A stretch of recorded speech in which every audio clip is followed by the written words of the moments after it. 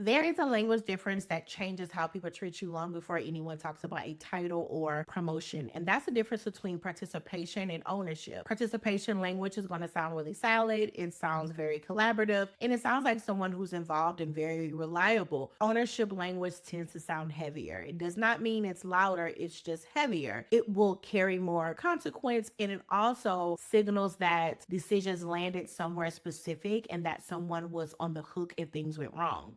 Participation language gets you invited to updates, but ownership language gets you pulled into actual decisions. One leads to more approvals, and the other will lead to trust showing up earlier. And a lot of senior people talk about their work in a way that proves that yes, they were in the room, but leaves it really unclear on who actually owned the outcome. So you'll tend to hear it in phrases like I partnered with, I supported, I worked closely with, I helped drive, and none of that is wrong, friend, but it just keeps your contributions floating and it never fully lands anywhere. But ownership language does something very specific inside an organization. It tells people where accountability actually set, who absorbed the risk, who constrained options when there was not a clear answer, and that is what makes it feels heavier. So I'm not trying to tell you to sound tougher or even more confident, but it is about being very precise about what changed because of your judgment. And if your language only shows participation, people will assume that someone else owned the outcome. But if your language shows ownership, authority starts getting assigned to you very quietly without some big announcement. This is about being read accurately. And once you hear that difference, you cannot unhear it.